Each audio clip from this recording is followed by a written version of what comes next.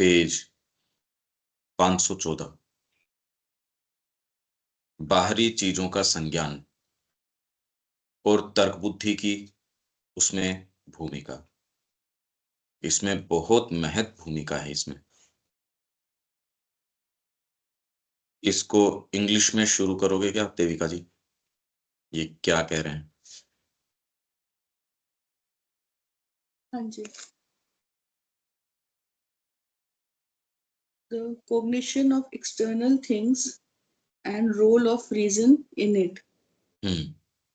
Cognition of external things मतलब हम किस तरीके से external things को लेते हैं, perceive कर रहे हैं, और उसमें जो रोल है, reason का रोल जो है हमारे माइंड के।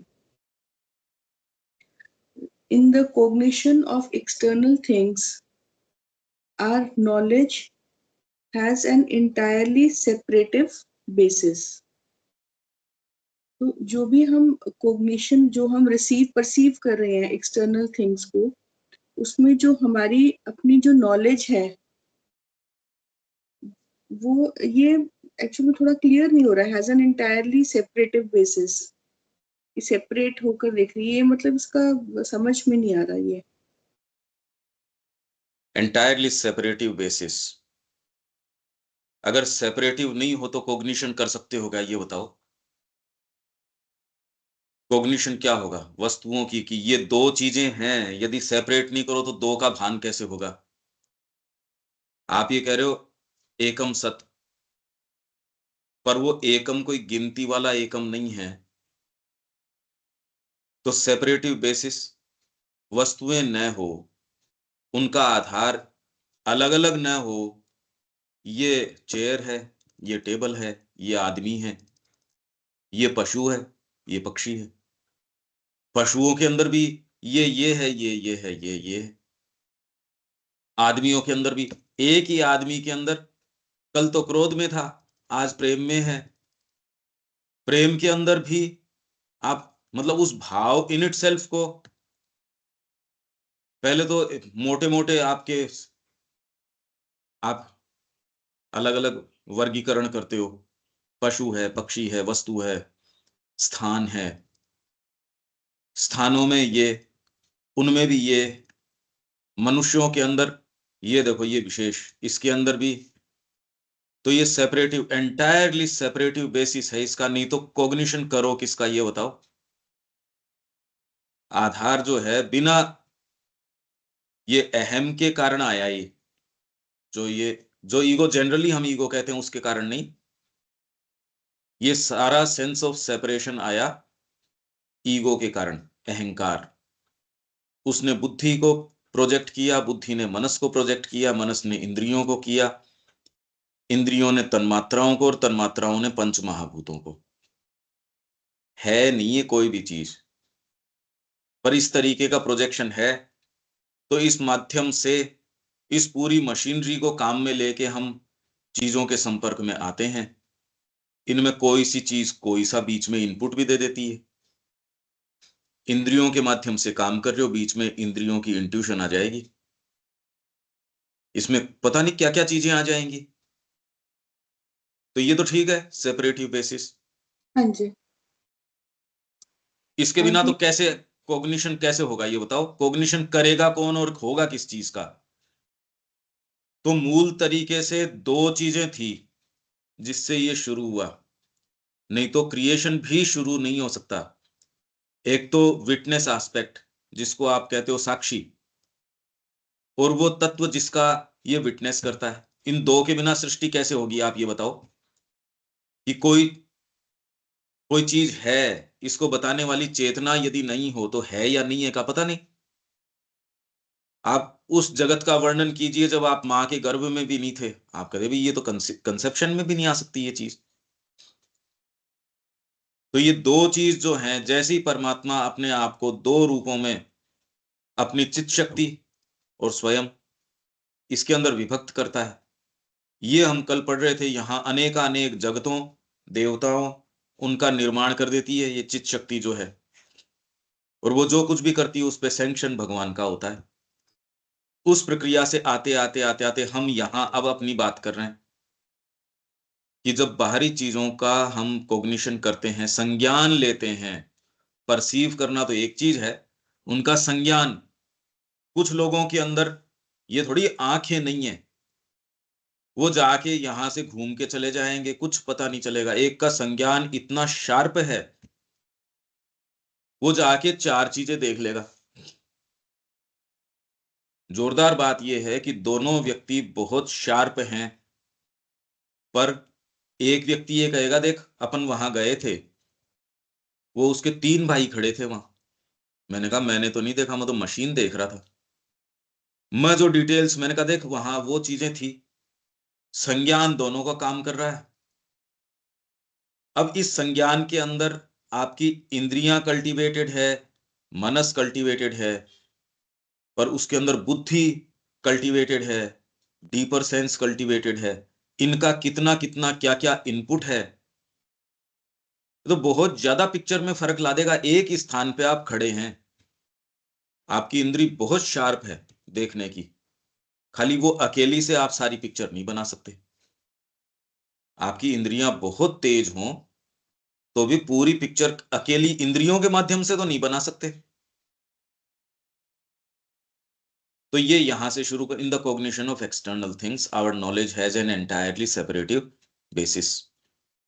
तो अभी कैसे प्रक्रिया काम चल रही हो रही है, और इसमें रीजन, बुद्धि, उसका रोल क्या है, और बहुत ज्यादा इंपॉर्टेंट रोल है बुद्धि का।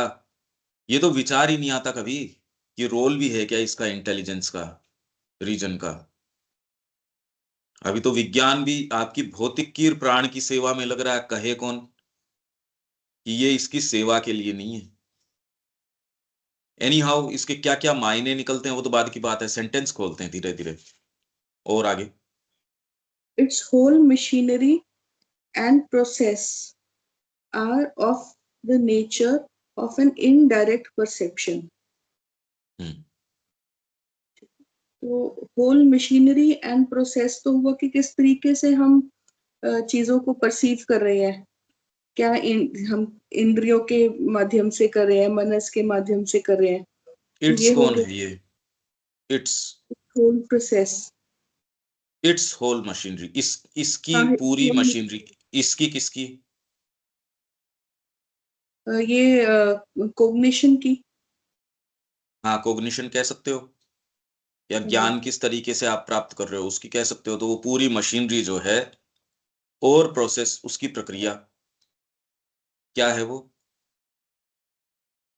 वो यही जो हम इंद्रियों से हम परसीव कर रहे हैं, देन मनस में जा रहा है। नहीं, ये तो कह रहे हैं of the nature of an indirect perception. Indirect perception का है ये, डायरेक्ट परसेप्शन नहीं हो रहा। तो आप कह रहे कैसे नहीं हो रहा, मैं यहां सामने फोटो देख रहा हूं ना, मैंने फल खाया, डायरेक्ट परसेप्शन हो रहा है। आप कैसे इनडायरेक्ट परसेप्शन की बात कर रहे हो? एक्सटर्नल चीजों के तो संपर्क में आया, मैंने इस चीज को पकड़ा, मैंने इस चीज को महसूस किया, तो क्या ये डायरेक्ट परसेप्शन नहीं है? तो ये सारी प्रक्रिया, होल मशीनरी एंड प्रोसेस, वो जो है वो सारा का सारा, इसकी प्रकृति क्या है? Of an indirect perception. परोक्ष रूप से वस्तुओं का बोध प्राप्त करना सीधे रूप से नहीं प्राप्त कर सकते।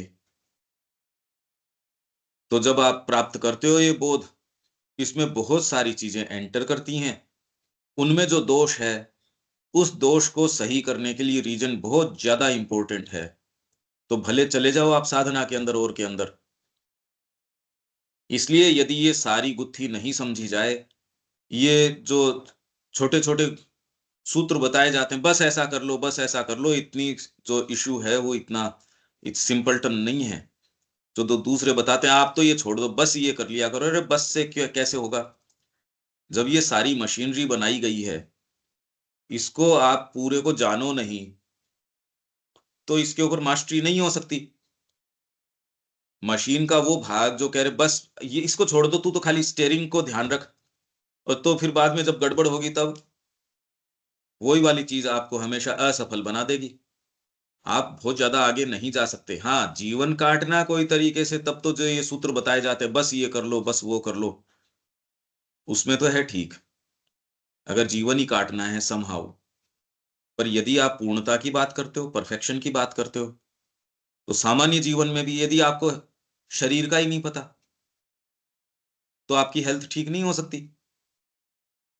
आपको तालमेल का, लोगों का, उनकी प्रकृतियों का यदि नहीं पता, आप कभी भी सामंजस्य में नहीं रह सकते। ह्यूमन साइकोलॉजी का यदि नहीं पता हो, तो आप कभी सामंजस्य में नहीं रह सकते। मानसिक विचारों का यदि नहीं पता हो, पद्धतियों का नहीं पता हो, तो इसलिए इनडायरेक्ट परसेप्शन है, उस इनडायरेक्ट परसेप्शन में जो अशुद्धियां आती हैं, क्योंकि इस तरीके की हमारी वर्किंग है। ये तार-तार समझ में आ जाएगा हमारी वर्किंग का, हमारे बीइंग का। आगे? जो डायरेक्ट परसेप्शन है वो नॉलेज बाय आइडेंटिटी हो गई। उसमें भी कितना हो सकता है। हाँ जी, भई नहीं वो तो आप ये कहते हैं कि पंकज भाई आप कैसे जानते हो मेरे पेट के अंदर कितना दर्द हो रहा है या मैंने जो भोजन खाया उससे कितना फुलफिलमेंट हुआ?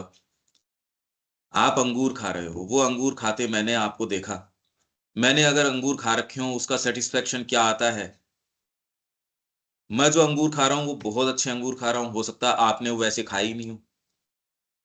आपको कितना क्या सैटिस्फैक्शन कोई चीज़ के अंदर मिल रहा है,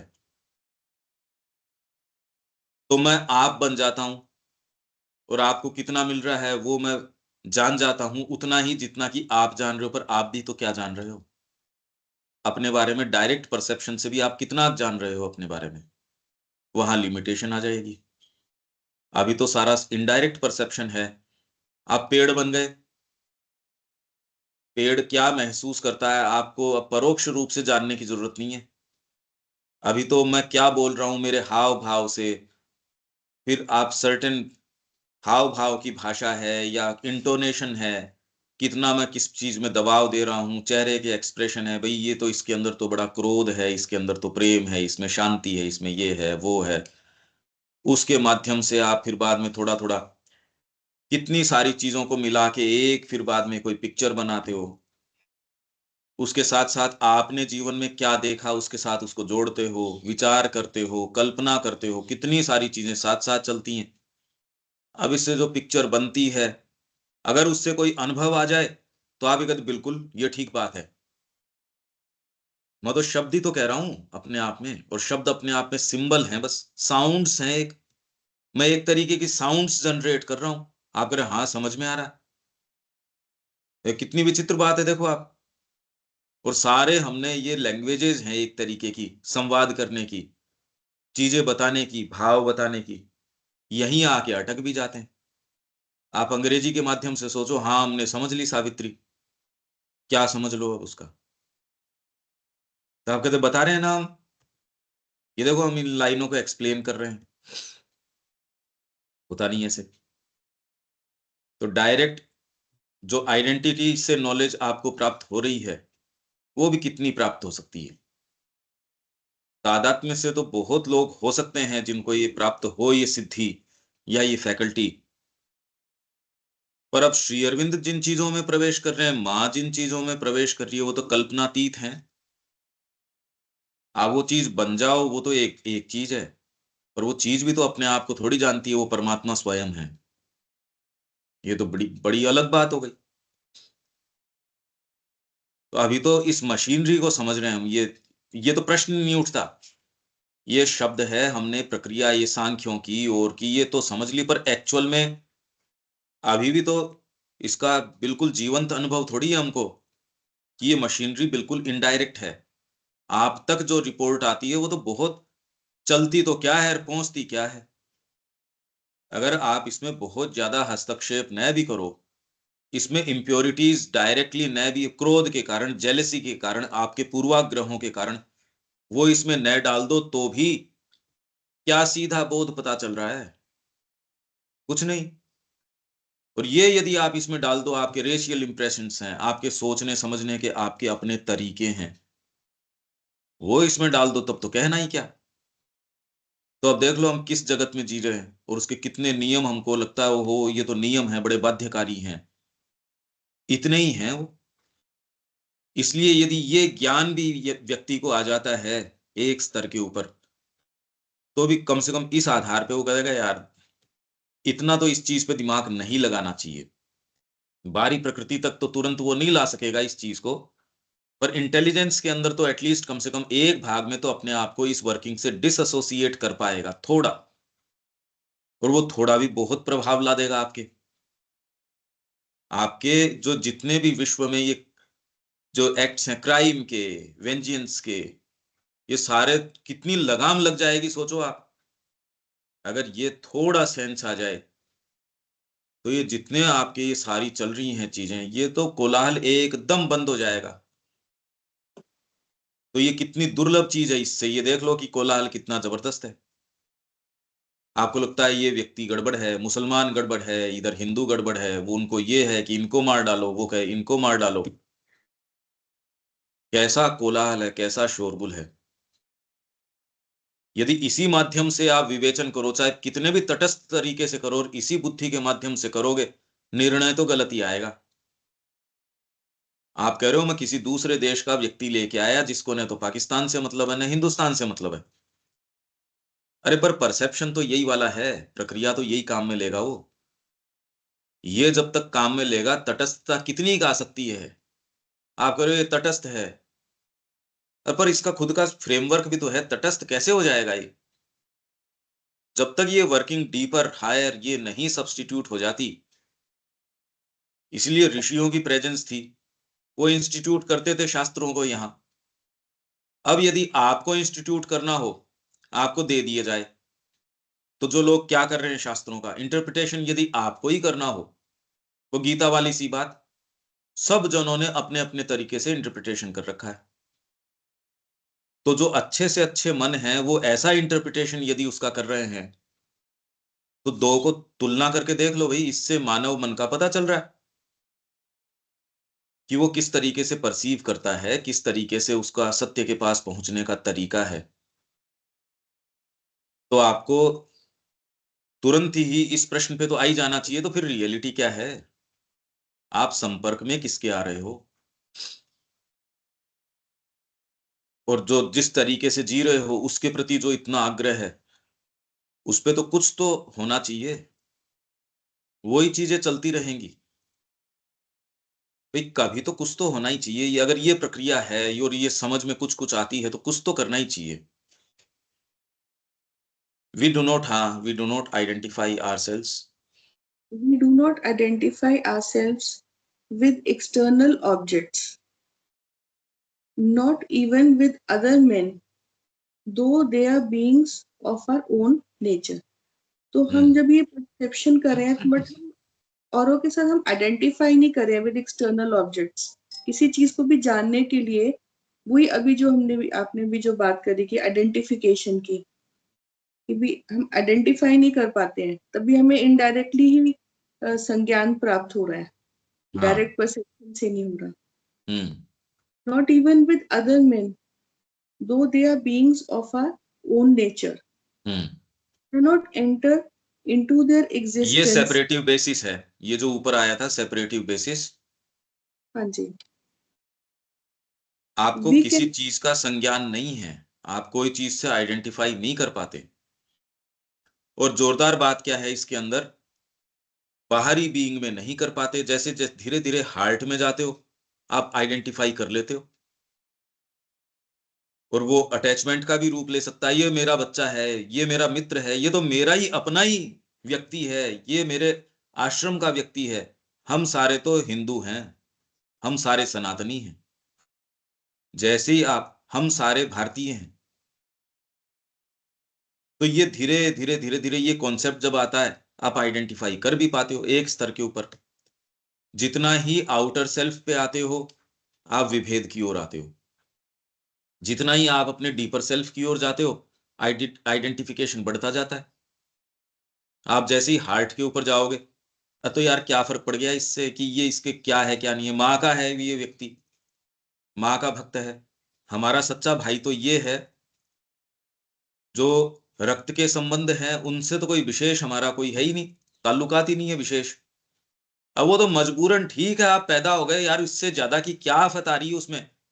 अभी होता है उल्टा, वहां जो परिवार का जो कॉन्सेप्ट है वो उनकी कमियां हैं उनको आपके लिए उतनी उजागर नहीं होने देता। अब ठीक है, जो भी है, मेरा बच्चा है, मेरी माँ है, मेरे पिता है, मेरे पति है, पत्नी है, जो भी है। और जैसे ही इन रिश्तों के अंदर भी ईगो जब प्रवेश करता है, तो आज की संस्कृति जो आपके भौतिक जो जो जो सत्ता है उसी को असर्ट कर रही है, तो सारी समस्याएं अराइज हो गई। आप न्याय तंत्र की ओर की बात कर रहे हो, अरे समस्या तो यहां इस भौतिक से अराइज हो रही है। तो आप ठीक है, न्याय को तो जितना सुधारना उतना सुधार लो, पर जहां से अराइज हो रही है आवश्यकता ही नहीं रहेगी। आप मेरे पास रहेंगे, हम प्रेम से जब व्यवहार कर रहे हैं, या किसके न्याय तंत्र की क्या आवश्यकता है जी। अच्छी कोर्टें हैं, बहुत बढ़िया नियम है, तो ठीक है, पढ़े रहो भाई पुस्तकों के अंदर। हमको किस लिए काम में लेने की जरूरत है उनको।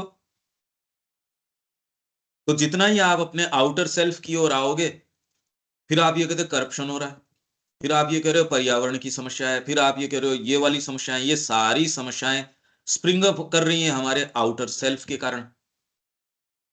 इसलिए फ्रांसीसी क्रांति जो लेके आई, वो ट्रायंगल न तो तब स्थापित हो पा रहा था, न आज कोई स्थिति है।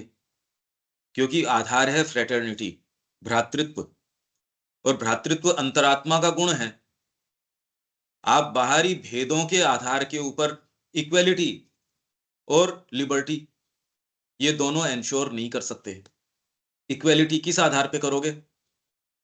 अंतरात्मा में समान है, बाहरी तो सारों में भेद है ही, तो समानता यदि बाहरी तरीके से ढूंढोगे वो तो मिलेगी नहीं। स्वतंत्रता यदि बाहरी व्यक्तित्व की मानते हो, तो बाहरी व्यक्तित्व को तो आपको खुद को अनुशासन में रखने की आवश्यकता है, आपके मन को, प्राण को, शरीर को। यही कोई एक हायर आपके कोई आए और वो इनको चालित करे। तो जब व्यक्तियों में ये कमियां हैं, वो कमियां रहते हुए न तो आपको स्वतंत्रता प्राप्त हो सकती बाहरी तरीके से, और न समानता प्राप्त हो सकती बाहरी तरीके से। इसका आधार है आंतरिक। तो भ्रातृत्व के लिए, अंतरात्मा के लिए तैयार कौन है? और आज की संस्कृति उसी का खंडन कर रही है। फिर आप कह रहे हो ये रूप कैसे पैदा हुए, वो उसके परिणाम है। तो ये जो आइडेंटिफाई करने वाली चीज है, अंतरात्मा में हम आइडेंटिफाई कर सकते हैं। हमारी कितनी भी कमियां हो, कोई फर्क नहीं पड़ता, एज लॉन्ग एज ये कॉन्सेप्ट, अरे माँ के हैं भाई। अब डिपेंड करता है व्यक्ति इस स्तर के ऊपर निवास करता भी है या नहीं करता। लगभग लोग तो घोर पाशविक हैं। तो घोर तामसिक स्थिति के अंदर क्या तो खुद का शरीर या शरीर से संबंध से जो है, भले आप साधना अपना लो, पर ये वाली कड़ी टूटती थोड़ी है। भयंकर ये आसक्ति रहती है इससे। चाहे आपने 50 साल लगा दिए हो साधना के अंदर कहने को, ये ग्रंथि इतनी भयंकर है, व्यक्ति इसको टच ही नहीं करना चाहता। ये थोड़ी टैकल नहीं कर सकता, टच नहीं करना चाहता। तो ये जो आइडेंटिफाई करने वाली बात है, आप बाहरी सत्ता में आओगे तो ये विभेद आएगा ही। दो शरीर तो हो ही। आपका कितना भी प्रेम है, आपका बच्चा है, चाहे सेंसेशन के अंदर आपको लगता मेरा ही एक अंग है, तो भी दो शरीर तो सामने दिख रहे हैं। और धीरे धीरे भावना में प्रवेश करते हो, अरे भाई हम सब एक हैं। यहां जो ये विभेद हैं धीरे धीरे कम होने शुरू हो जाते हैं। पर अभी जो कॉग्निशन है, वो कॉग्निशन यदि इंद्रियों के इनके माध्यम से है, तो ये विभेद तो है ही, हम आइडेंटिफाई नहीं कर सकते। तो वी कैनॉट एंटर, चाहे मैन हमारी प्रकृति के हैं तो भी हम तो उनको अलग मानते हैं। We cannot enter into their existence as if it were our own. हाँ जी। We cannot enter into their existence as if it were our own. We cannot know them and their movements with the directness, immediateness, intimacy with which we know. तो वही कि हम उनकी movements को आगे जो भी तो है, even though incompletely ourselves and our movements, ourselves and our movements, कि हम जो है इमीडिएटली हम डायरेक्टनेस के साथ में हम नहीं किसी को जान सकते हैं। Immediately with intimacy with which we know, even though मतलब जितना भी हम किसी के साथ चाहे इंटीमेट भी हो, बट स्टिल वो इनकम्प्लीट ही है। हम डायरेक्ट नहीं नहीं मूवमेंट। नहीं नहीं, ये नहीं कह रहे। ये कह रहे हैं उसी डायरेक्टनेस, उसी इमीडिएटनेस, उसी इंटीमेसी से हम दूसरे को नहीं जान सकते, जिससे कि हम we know ourselves and our movements even though incompletely. हमारे अपने मूवमेंट्स भी भले हम इनकम्प्लीटली जानते हैं, इनकम्प्लीट डायरेक्टनेस से, इनकम्प्लीट इमीडिएटनेस से, इनकम्प्लीट इंटीमेसी से हम अपने आप को पूरा नहीं, इनकम्प्लीट ही जानते हैं, तो भी उतना भी हम किसी दूसरे को नहीं जानते, ये कह रहे हैं। लिटरली ये अर्थ है इसका। We cannot enter into their existence. उनका जो अस्तित्व है, अस्तित्व बनता है आपके मन प्राण शरीर से। उस अस्तित्व के अंदर हम प्रवेश उसी डायरेक्टनेस के साथ, मतलब जैसे सीधे सीधे आप जो विचार कर रहे हो इस समय, डायरेक्टली जान रहे हो आप। आपके यदि कोई इंजेक्शन लगाया जाएगा तो दूसरा देख जरूर रहा है, पर आप क्या महसूस कर रहे हो ये डायरेक्टनेस तो उसको नहीं पता। तो ये डायरेक्टनेस तो नहीं है, इमीडिएटनेस और तत्काल। ये थोड़ी है कि मैं बाद के अंदर इमीडिएटली आपके साथ जो हो रहा है वो इमीडिएट है, इंटीमेसी। और जिस अंतरंगता से आपके साथ कोई मूवमेंट है, आप जो भजन गा रहे हो उसमें आपको इंटीमेसी है जिस चीज की, वो वाली चीज दूसरे को तो वो इंटीमेसी उस भजन में, हाँ, दूसरा सुन सकता है, गहरे भाव में जा सकता है, उस माहौल का लाभ उठा सकता है।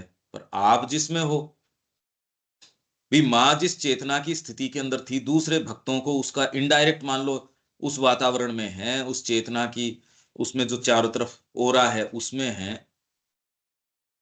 पर अब आप श्री अरबिंदो का पढ़ भी लोगे, इंटीमेटली भी पढ़ लोगे और डायरेक्टली उनके परसेप्शन में भी आ जाओगे, मान लो हम जो ये विवेचन कर रहे हैं डायरेक्टली आप उनके टच में भी आ जाते हो, तो भी श्री अरविंद डायरेक्टली किस चेतना के टच में, या वो उनके बीइंग में क्या थे, इसका क्या आधार है। या कोई पेंटर है वो डायरेक्टली किस रियलिटी के टच में है, कोई पोएट है, इन्होंने लाके सामने आपके रामचरितमानस रख दी, पर जिस इंटीमेसी में स्वयं वो थे।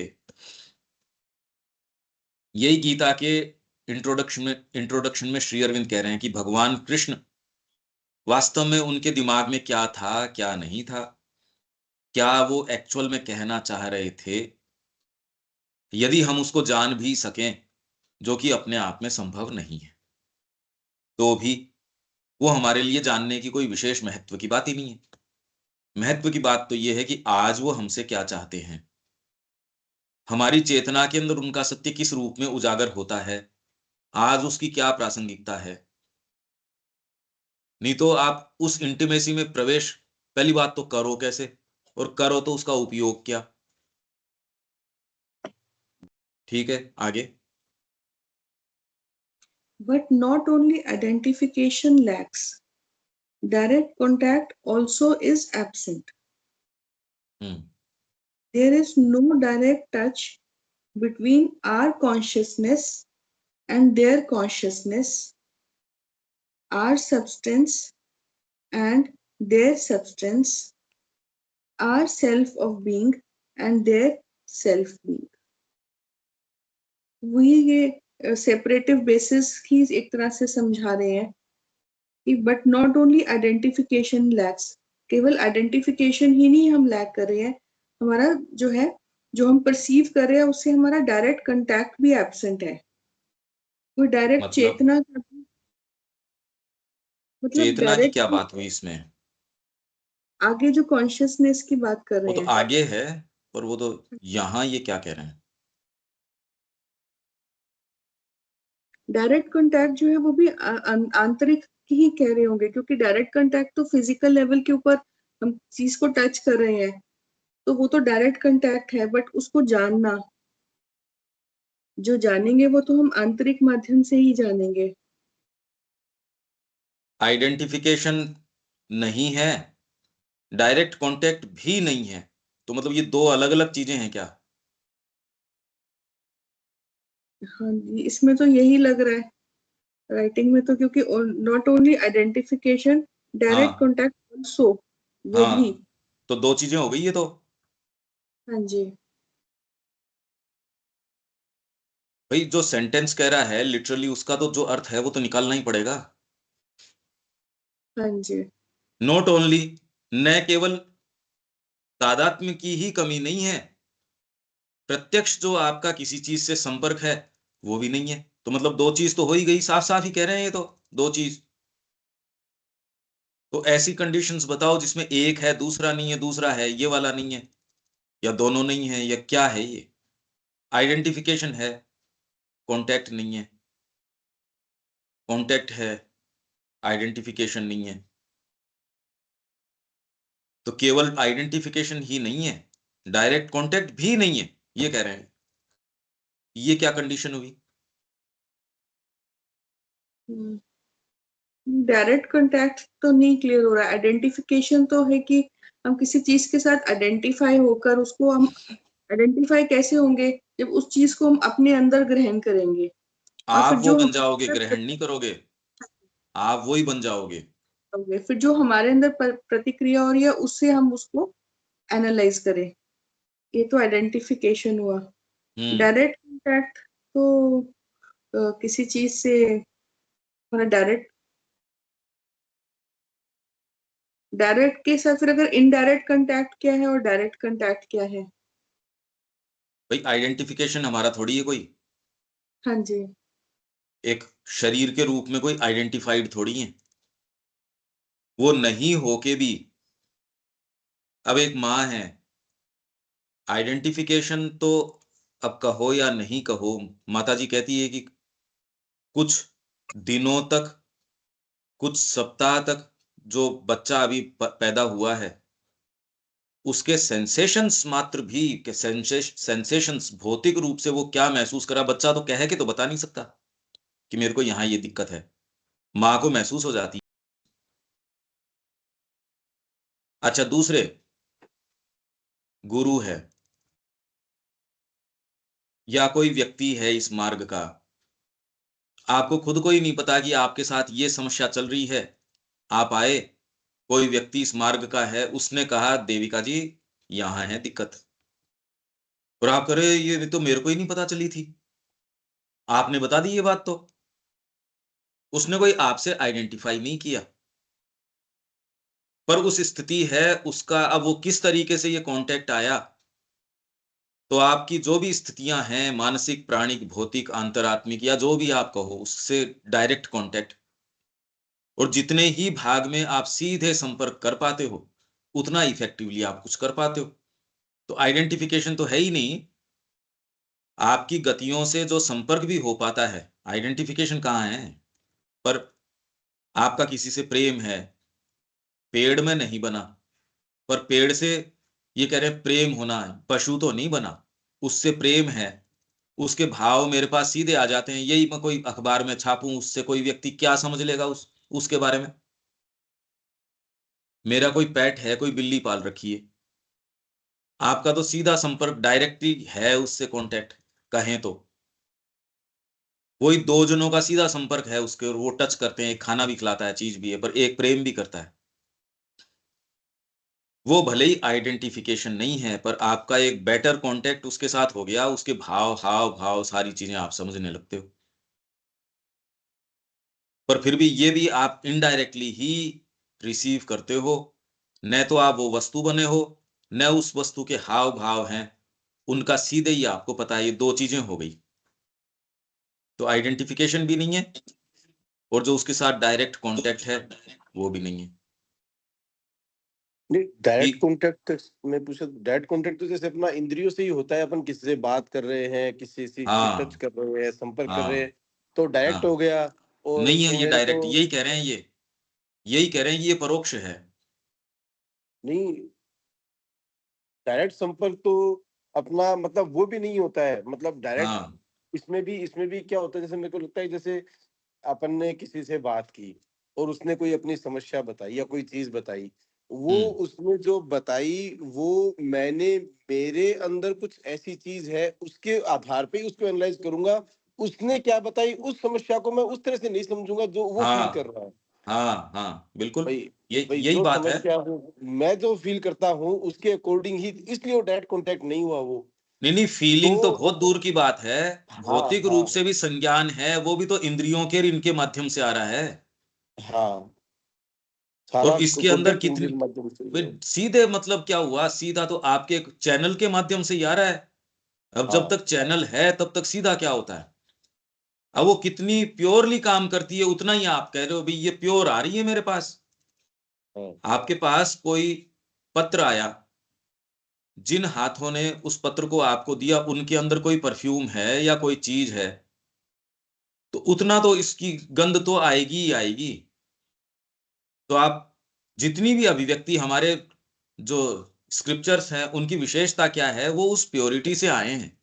जिन हाथों ने उनको डील किया है उन हाथों की अपनी खुद की खुशबू उन्होंने डाली नहीं उसके अंदर, ऋषियों ने अपना इंटरवेंशन किया ही नहीं उसके अंदर। तो इंटरवीन नहीं करना एक चीज है, प्योरिटी किस सोर्स से लेके आ रहे हो वो भी एक चीज है, इन दोनों के अंदर।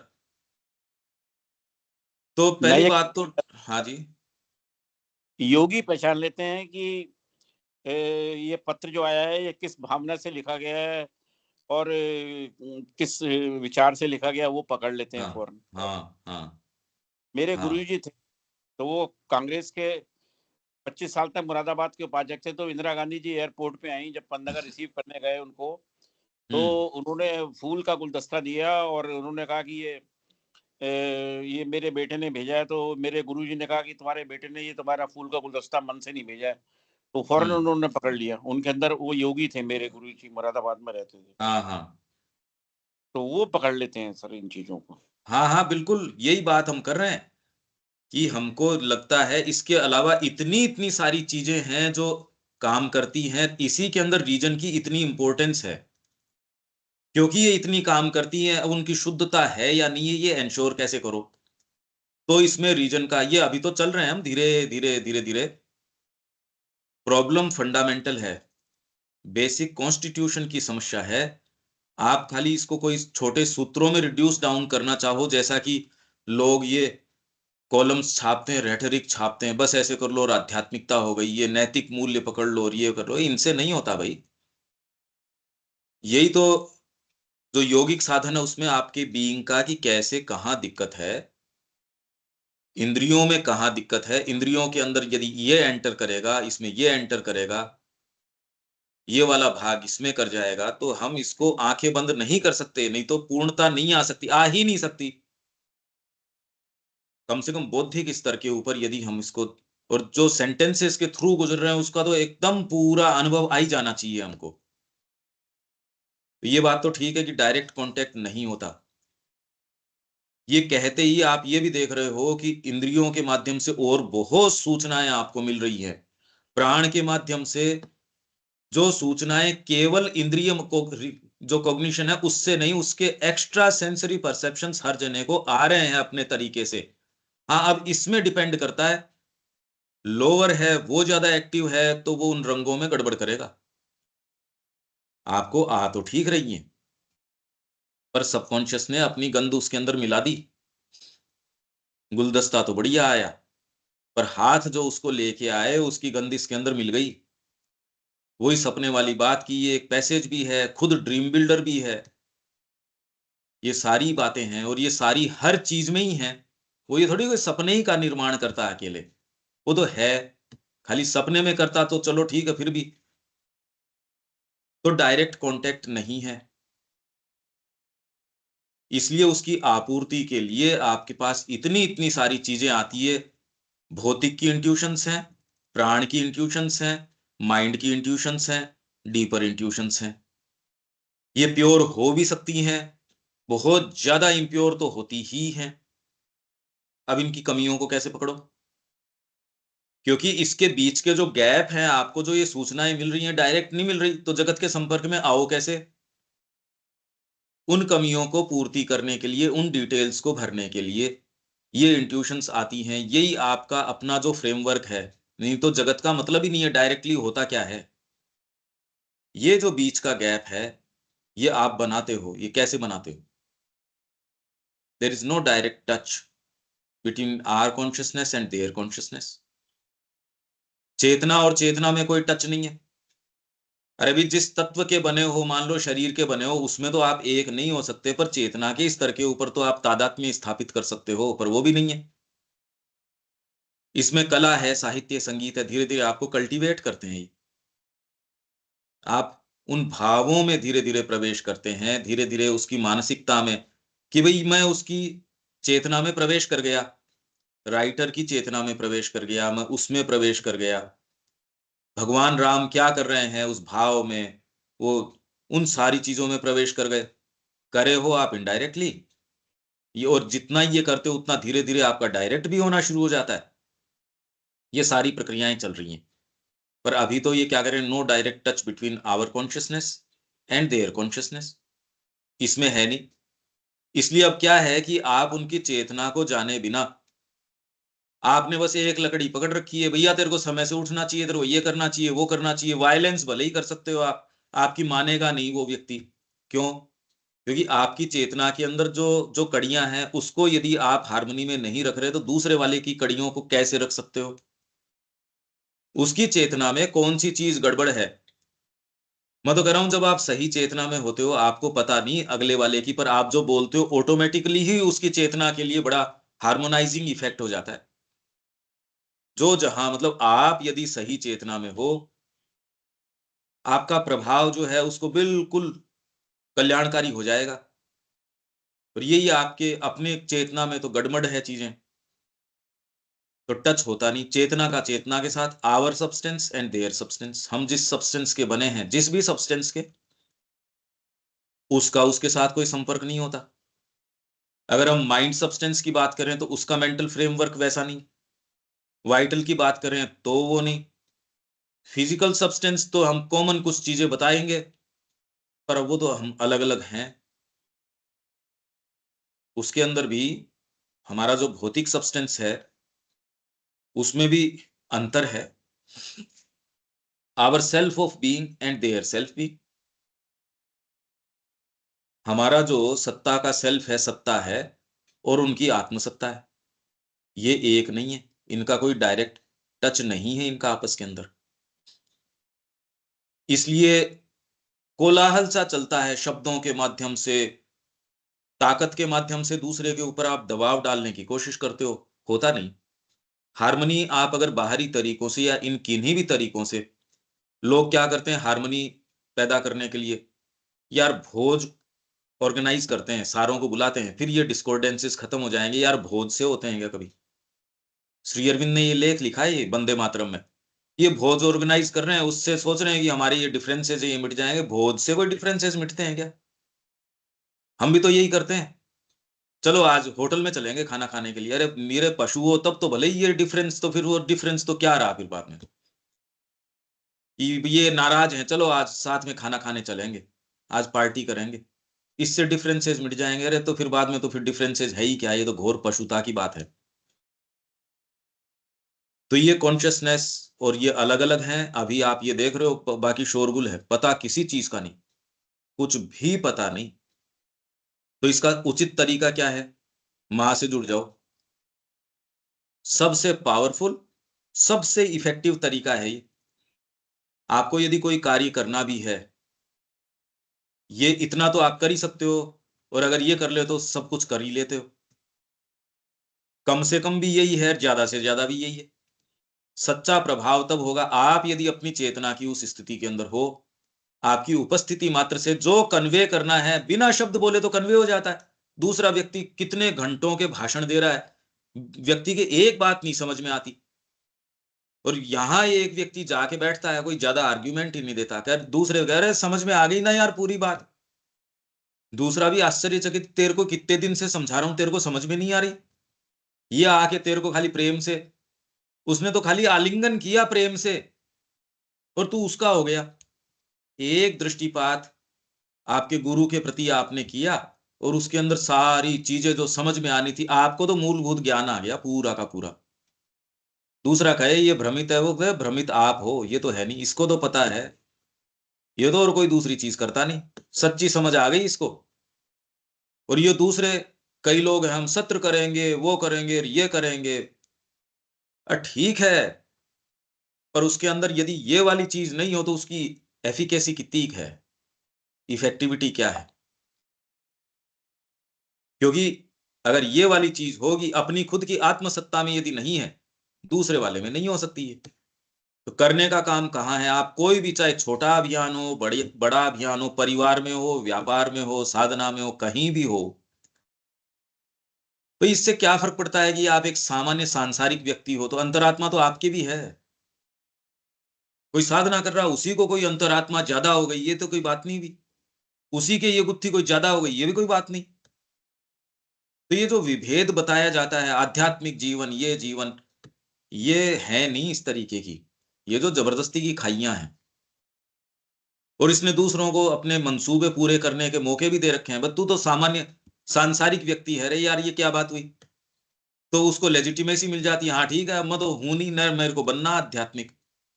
जो जिनको आध्यात्मिक को देखता है, उनके लक्षण देख के कहता है मैं क्या बुरा हूं फिर।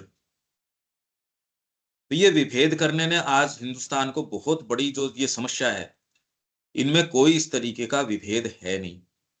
ये बीइंग की डिजाइन सारों के साथ वैसी ही लागू होती है, कोई आध्यात्मिक के ऊपर ज्यादा थोड़ी लागू होती है। The only seemingly direct contact with them or direct evidence we have of them is through the senses. Only seemingly direct, आ गई ना ये बात? seemingly direct contact, जो हमको लगता है कि मेरा डायरेक्ट कांटेक्ट है। यार कितना अंतरंग तरीके से गले मिले, आप कह रहे हो डायरेक्ट कांटेक्ट ही नहीं है। अरे कैसी बात कर रहे हो? कितना प्रेम से मैंने उसके साथ व्यवहार किया, हम दोनों साथ थे। पर आप चाहे 50 साल साथ रह रहो, वो अपनी अंतरंगता की बात आपसे ऐसे व्यक्ति को बता देगा जो उसको खुद को ही नहीं पता कि ये कहां से आई, भी मेरे अंदर ये बात थी। एक गुरु के पास, एक व्यक्ति के पास, उसके पास वो जाता है, ऐसा सत्य उजागर उजागर करता है, दूसरा कहता है यार पिछले 40 साल से तेरे को मैं साथ रह रहा हूँ, प्रेम है हमारा, इस ऐसी क्या बात, तूने तो मेरे को नहीं बताई। अरे व्यक्ति को खुद को ही नहीं पता था, बताए क्या? इसने आपके भीतर से वो चीजें निकाल ली, उन चीजों से संवाद कर लिया, उन रहस्यों से संवाद कर लिया। तो अभी तो केवल seemingly direct contact with them और direct evidence we have of them. Contact या एविडेंस, हाँ इसके अंदर मानसिकता है। दीपक बहुत शार्प माइंड वाला व्यक्ति है, मेरे पास क्या डायरेक्ट एविडेंस है इसका? बहुत प्रकांड पंडित है। कैसे? क्योंकि जी इसकी देखो स्तोत्र की रचना करी इसने, इसने ये कलाकृति करी। अरे तो डायरेक्ट क्या हुआ आपके, तो इनडायरेक्ट एविडेंसेस हैं ये, उसके जो प्रोड्यूस है या जो उससे जो होने वाली कृतियां हैं उससे बड़े महान। तब श्री अरविंद के विषय में मां ने कहा, कितने लोग कहते हैं बड़े महान हैं, ज्यादातर तो इसलिए वो बोलते हैं कि हमारे गुरु हैं, और वो कहते क्या उससे, न तो हमको मतलब न हमको चलना। कुछ इसलिए महान है कि देखो ये अधिमानस की बात नहीं, अतिमानस की बात कर रहे हैं। तब कोरी, ये तो बाजारीकरण की बात है यार, ये ज्यादा फायदेमंद चीज है। देखो अभी तक की जो बातें थी वो तो खाली ओवर माइंड तक की थी, ये तो उससे ऊपर की बात कर रहे हैं। इसके साथ एक चीज और मिल गई, तो डायरेक्ट एविडेंस जो है उनके साथ, और फिर बाद में उनकी पुस्तक, उस पुस्तक में सीधे आप अक्षर के संबंध में संपर्क में आए, उसका विवेचन क्या करो। यदि आपको अनुभव नहीं हो रहा उसका, तो आप सीधे संपर्क में आ नहीं सकते।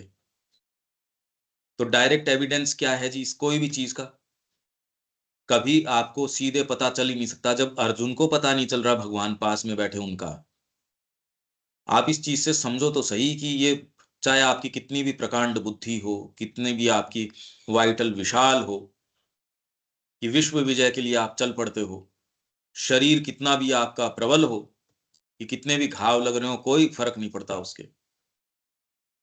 ये सारे भी हो तो भी मुद्दा क्या है जीवन का, ये पता चल जाए, ये तो सबसे दुर्लभ चीज है। ये आए अंतरात्मा की सिंसियरिटी से। तो direct evidence we have of them होता नहीं, थ्रू द सेंसेस। बाकी एविडेंस क्या है कोई चीज का, ये व्यक्ति इतना गहरा है, कैसे पता चले इस चीज का?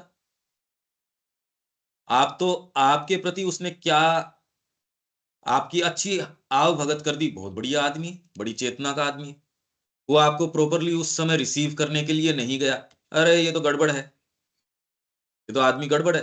बताओ, इस स्तर तक भी हम अपने जो किसी व्यक्ति के लिए पूर्वाग्रह बना के बैठ जाते हैं, मेरे को लेने ही नहीं आया ये, इसने तो ये काम ही नहीं किया। मेरे संपर्क से जो बनते हैं कि मेरे को जो आव भगत लगती है, मेरी चाटुकारिता लगती है, मेरे को सुहाती सुहाती जो चीज आती है, आहा बहुत अच्छी है, अरे बहुत बढ़िया आदमी है ये तो, उसमें एक दिन खलल पड़ जाओ, फिर बाद में तो आप दूसरे विचार उठने शुरू हो जाते हैं, चाहे पहले कितना भी रहा हो, क्योंकि प्रकृति को तो याद नहीं रहता, कृतज्ञता का तो सेंस है नहीं ना। तो डायरेक्ट एविडेंस क्या है कि किसी की महानता का या किसी भी चीज का कोई एविडेंस नहीं, किसी में प्राण है क्या पता। तो आप ये भैया डॉक्टर से पूछो चेक करके, हाँ धड़क रहा है, और तो आपको क्या पता ये मृत है या जीवित है, इसका भी डायरेक्ट एविडेंस क्या है भैया, देखो इसमें ये प्रक्रिया विघटन की शुरू हो गई, ये हो गई। इन चीजों पे आप उतार के लेके आते हो, इसका भी डायरेक्ट कहते हैं हाँ ये है ना एविडेंस। पर ये कह रहे हैं जिस कॉन्टेक्ट में हम आते हैं वो तो सीमिंगली डायरेक्ट है, सीधा तो है नहीं, सीधा तो है ही नहीं संपर्क। Sight, hearing, touch seem to initiate some kind of a direct intimacy with the object of knowledge. दृष्टि है, श्रवण है, स्पर्श है, लगता है उससे कि वो जो ऑब्जेक्ट ऑफ नॉलेज है आपका, ज्ञान का जो आपका ऑब्जेक्ट है, विषय वस्तु आपकी है, अगर वो कोई वस्तु है तो जब आपने उसको टच किया, सॉफ्ट है, हार्ड है, गर्म है, ये है, वो है, जो भी है, उसने आपको कुछ इंफॉर्मेशंस दी। फिर हियरिंग है, साइट है, इसमें यदि आप टेस्ट वगैरह भी जोड़ते हो तो ये डायरेक्ट इंटीमेसी, टच की इंटीमेसी है। फिर बाद में आपके ये जो ऐसा लगता है, इनिशिएट करती है, ये शुरुआत होती है इससे, but this is not so really, वास्तव में ऐसा है नहीं, नॉट ए रियल डायरेक्टनेस, ये कोई रियल डायरेक्टनेस नहीं है, रियल इंटीमेसी नहीं है। क्यों? क्योंकि what we get by our sense is not the inner और intimate touch of the thing itself. Senses कोई टच थोड़ी देते हैं, अरे कैमरे ने फोटो ली, उसका विवेचन आप कर रहे हो, ठीक है कि ओहो इसमें ये बात है, इसमें ये बात है, तो इसी जगत का विवेचन एक कलाकार एक तरीके से करता है। आप कितने कल्टीवेटेड हो, कितने डेवलप्ड हो, ये इसके ऊपर डिपेंड करता है कि इस सारे जगत की पिक्चर का आप कितना अंतरंग और कितना विशाल, कितना गहरा, कितना ऊंचा, ये विवेचन जितना आप कर पाते हो उतने कल्टीवेटेड हो, नहीं तो निरा पशु रह ही रहा है यहाँ। पर अपने आप में जो पिक्चर उसने दी इंस्ट्रूमेंट ने, उसने कुछ नहीं दिया, ये आंखों ने बता दिया सामने इस तरीके की चीज है, उसका ये रूप है, उसका ये रंग है, उतना दिया, उससे आगे अब क्या करो उसका गुणधर्म आपने गुणधर्म नहीं बताया, इंद्रियों ने गुणधर्म नहीं बताया, गुणधर्म तो आपका जो कॉन्सेप्ट बना हुआ है उससे वो बताता है, परसेप्ट और कॉन्सेप्ट, ये करने से ये होता है। तो दूध का जला कहते हैं छाछ को भी फूंक फूंक के पीता है, क्योंकि उससे गुजरे हो तो व्यक्ति कहता है ये ध्यान रखना। तो जो इस मार्ग का या जो जीवन में अनुभव प्राप्त कर चुका है, दूसरा का अनुभवी व्यक्ति है, अनुभवी व्यक्तियों का संग किया करो। क्यों? क्योंकि वो आपको वो सारी चीजें बता देगा, जो कॉन्सेप्ट्स बने हैं, परसेप्ट्स तो इस व्यक्ति के बेटर बन रहे हैं उससे। आंखें हो सकता है अनुभवी व्यक्ति से आपकी ज्यादा शार्प हों, कान हो सकता है बेटर काम करते हो, उसको तो जोर जोर से बोल के आपको बताना पड़ता है, कह रहे हो यार इससे बात क्या करें, इसको तो जोर जोर से बोलते मैं तो थक गया। और दूसरा कह रहा है अनुभव इसके पास बहुत है। तो अब ये तो बात ही दूसरी हो गई ना, एक दूसरे डायमेंशन की चीज हो गई।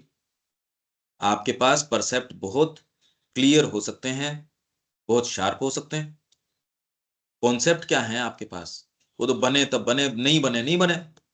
जिंदगी निकाल के चले जाओ, 100 साल जी जाओ आप, मगर कछुए जितना जीवन जी के चले जाओ, क्या कॉन्सेप्ट बनेंगे? कुछ नहीं, क्वालिटी पे डिपेंड करेगा।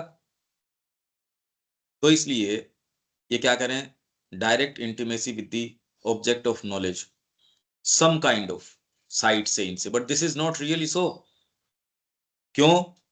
क्योंकि सेंसेस के द्वारा हमको जो प्राप्त होता है, नॉट द इनर और intimate touch of the thing. Thing का टच थोड़ी होता है। आप आंखों से क्या देखते हो? तुरंत ही एक आउटलाइन देखते हो, एक व्यक्ति देखते हो, धीरे धीरे उसमें कितनी सारी इंफॉर्मेशंस भर के आती हैं। भावना वगैरह तो बाद में, अरे फोटो में कोई देख रहा हूं मेरे सामने, भावना वगैरह या कोई जो उससे संबंधित अब जो चीजें भरेंगी उसमें, तुरंत में तो आंखों ने देखा, उसके पास तो इतना कोई समय ही नहीं था कि उसके साथ उस अब जो भाव है वो मैं इसमें और इस पिक्चर को भरूं, उसके साथ फिर विचार भरूं, इतनी फुर्सत कहाँ थी? तो आपको ये तो खाली एक ये चीज प्रदान करते हैं, but an image of it. तो क्या क्या देते हैं हमको ये इंद्रियां? क्या प्रदान करती हैं? क्या तो आपको एक इमेज प्रदान करती हैं, बिंब प्रदान करती हैं, ये इमेज दी इसकी। सबसे पहले यदि मैं नहीं जानता आपको, तो एक आप मेरे को एक व्यक्ति के रूप में दिखोगे, एक स्त्री है या पुरुष है, वो लंबा छोटा जो भी उसके कैरेक्टरिस्टिक्स हैं, उसके फीचर्स हैं, वो भी यदि लाइट की कंडीशंस कितनी है, डे लाइट में है, मेरी आई साइट कितनी है, उस तरीके की इमेज बन जाएगी। उस इमेज के अंदर बड़ी गाड़ी के अंदर आया है, इमेज वही है। उसके साथ यदि आपके इन इंफॉर्मेशन जिन जिन से आपका संपर्क है, जो इसमें भर सकते हैं, वो भर देंगे। या संपर्क है, इंतजार करो जी, देविका जी आने वाली हैं, तब आपको पता ही नहीं चलता इन्होंने, आप पूरे दिन उनके साथ रहे, कोई कल देविका जी ने क्या ड्रेस पहनी थी कि पता नहीं भाई, बिंब बना जरूर था, पर वो आपके लिए कोई इतना ओवरवेलमिंग कोई चीज थी ही नहीं। इतनी जोरदार बात है, तो आप किसके संपर्क में आए फिर?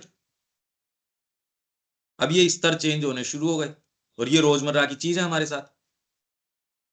तो एक्चुअल में ही जो इंद्रियां देती हैं आपको, ये क्या देती हैं? जो आपको डायरेक्ट प्रतीत होता है, क्या तो वो आपको प्रदान करती है इमेज। इनके भीतर जो भाव आते हैं उनको हटा दो एक बार, बिल्कुल। अभी तो ये क्या जस्ट सूचना के रूप में क्या क्या आता है, एक इमेज दे देंगी। इंफॉर्मेशन तो बाद में भरते हो आप, चित्त भरेगा, माइंड भरेगा, और पता नहीं क्या क्या हिस्से हैं वो बाद में भरेंगे, पर अभी भरने वाली चीज को हटाओ, ये भी बड़ा मुश्किल है। इमेज ऑफ इट, सबसे पहले तो ये जो है आपकी साइट, टच, हियरिंग, ये उसकी इमेज देंगे आपको। ये आ सकती है, और भी हो सकता है, एंड भी हो सकता है। और मतलब तो कह रहे हैं या, पर ऐसा नहीं है कि इमेज हो और उसके साथ ये न हो, तो और भी हो सकता है, एंड भी हो सकता है। और ए वाइब्रेशन, या आपको स्पंदन मिलता है, क्योंकि इमेज जैसी चीज नहीं है वहां, स्पंदन के रूप की चीज है, तो इस इमेज बनेगी कैसे? हाँ, भीतर कोई चीज की मान लो उस स्पंदन की भी इमेज बनाओगे, क्योंकि माइंड बिना इमेज के नहीं चलता, पर आपके जो विजुअल इमेज है वो तो नहीं बनेगी। अब मैं कहूं कृतज्ञता, इमेज बनाओ इसकी, आपको यार कृतज्ञता की तो एब्स्ट्रैक्ट क्वालिटी है ये, इसकी कोई इमेज तो वैसे क्या बनाए? हाँ, इसके जो गुण हैं, अब माँ ने सद्गुणों की वो बात करी, उससे बड़ी मुश्किल से आप कुछ बनाने की कोशिश करते हो। कलाकार की आंखें उस चीज को देख लेती है जो आपके लिए इतना एब्स्ट्रैक्ट है, इसलिए वो ऐसे सत्यों को यहां लाके लिंक कर देता है जो अनमैनिफेस्ट है। तो इमेज और ए वाइब्रेशन, ये वाइब्रेशन क्या हो सकता है? कि आपके पास एक वाइब्रेशन आ सकता है, और nerve message in ourselves through which we have to learn to know, जिस चीज को आपको जानना है। ये ओहो, समय हो गया अपना, ये अब इसके ऊपर विचार करो आज, ये पता ही नहीं लगा इसका, ये कि वाइब्रेशन किस रूप में आता है, और ये पूरा पैसेज आप देखो। इमेज तो आप देखते ही होगी, इमेज बनी, वाइब्रेशन आया, इमेज नहीं बनी, बनी या फिर नहीं बनी, और कह रहे हैं ये, और वाइब्रेशन के रूप में आया, ये कैसे हो सकता है? ये सोचो। या तीसरी स्थिति, तीसरी, ये पूरा एक बार आप पैसेज पढ़ के स्ट्रिक्टली उसी शब्द का जो अर्थ निकलता है, एक्स्ट्रा नहीं, उतने की देखते हैं इसमें। ठीक है दीपक? पंकज भाई, आप एक कह रहे थे जो परसेप्शन और कंसेप्शन का, परसेप्ट और कॉन्सेप्ट, हाँ। परसेप्ट एंड कंसेप्ट, तो जितनी हमारी परसेप्ट जैसे हम करेंगे वैसे ही हमारा कंसेप्ट बनेगा। अगर हम प्रिसाइज बहुत है परसेप्शन के अंदर, तो उसी के बेस पे ही हम कंसेप्ट बनाएंगे। नहीं, भाषा तो आपको कान की प्रॉब्लम नहीं है, पर जर्मन नहीं आती मेरे को, क्या कॉन्सेप्ट बनेगा उसका? परसेप्ट तो है ही। जर्मन भाषा आपके कान में जा रही है बिल्कुल ठीक ठीक, और एक जर्मनी का व्यक्ति है, उसके कान बेचारे के उतने काम नहीं करते, तो उसका परसेप्शन जो है उतना शार्प नहीं है जितना कि आपका है। उसको तो बहुत ध्यान देना पड़ता है, सुनने की मशीन लगाएगा वो। आधे अधूरे शब्द जा रहे हैं, पर कॉन्सेप्ट जो बनेगा, क्योंकि उसकी पहले की तैयारी है, वो कॉन्सेप्ट आपसे मच बेटर बना लेगा। क्लियरली देख रहे हो उसे क्या बनता है? क्लियरली तो बाज भी बहुत देखता है, उससे क्या बना लेगा वो? इनको अलग कर, यही तो बातें हैं, मैं कह रहा हूं स्ट्रिक्टली अलग करो इस सारे मैकेनिज्म को। सूंघ तो कुत्ता बहुत सकता है, पर अब क्या मतलब, उससे कोई मनुष्य थोड़ी बन जाएगा वो। सेंसरी परसेप्शंस बहुत शार्प हो सकते हैं, कॉन्सेप्ट्स थोड़ी बन जाते हैं उससे कोई बहुत अच्छे। फिर कॉन्सेप्ट्स परसेप्ट्स में भी एंटर करते हैं, जो आप कह रहे हो वो अभी तुरंत में ये कह रहे हो कि कॉन्सेप्ट्स हैं, वो परसेप्ट्स में एंटर कर जाते हैं, वो तो करते ही हैं। नेशनैलिटी के रूप में देखते हो, किसी के जेंडर बेस बहुत ज्यादा डिस्क्रिमिनेशन होता है, वो हर चीज के अंदर जेंडर बेस ही देखेगा, उसके बेचारे का वो उससे छूट ही नहीं पाता, उसको पता ही नहीं वो एक जेल के अंदर है। वो तो खाली नारियों पे उत्पीड़न हो रहा है, खाली एक दृष्टिकोण उसने पकड़ लिया, वो तो देख ही नहीं सकता। उसने तो एक पकड़ ली एक चीज, सबने पता नहीं क्या क्या पकड़ रखा है। तो आपका परसेप्ट भी शुद्ध नहीं आता, क्योंकि कॉन्सेप्ट ने वो दूषित करेगा। यही तो है, परसेप्ट भी सही नहीं आता। पर हम तो मतलब स्ट्रिक्टली जो, हाँ। मतलब कंसेप्ट जो है वो चेतना बना रही है, जो नहीं, परसेप्शन। ये चेतना की जरूरत नहीं, चित्त बना रहा है वो तो, चित्त में जो स्टोर्ड है। चेतना की तो क्या जरूरत है उसके लिए, अगर टेक्निकल टर्म्स में चेतना कहो तो। ये तो सारी चीज चेतना है, भौतिक शरीर भी चेतना ही है। तो जो परसीव कर रहे हैं वो हम सिर्फ इंद्रियों से कर रहे हैं, इंद्रियों के मैकेनिज्म माध्यम की से। बात कर रहे हैं अभी, हाँ जो जी, मैकेनिज्म हम लगता है हम काम में ले रहे हैं, बाकी इंद्रियों से भी कोई संसार का निर्माण थोड़ी हो रहा है, हाँ जी। इंद्रियों से नहीं हो रहा। भाई एक प्लानिंग वाला व्यक्ति है, वो जगत की चीजों को देख के किस प्लानिंग के ऊपर आता है? इंद्रियों से ही आया वो। दूसरा है, वो 50 साल वहां रह रहा, उसको नजर ही नहीं आई वो चीज। ये थोड़ी ये इंद्रियां नहीं काम कर रही। हाँ जी। ठीक है, यहां विराम हाँ, दें, कल मिलते हैं। पर इसको कल आप पूरा बारीकी से जो अप्रोच अपन लेके चल रहे हैं उस तरीके से चलो, और इसके अंदर जो रिकॉर्ड ऑफ योग में था ना योगिक साधन, वो भी आपको हेल्पफुल होगा, उसको भी देखना। हाँ जी। यहाँ रोकते हैं। जय श्री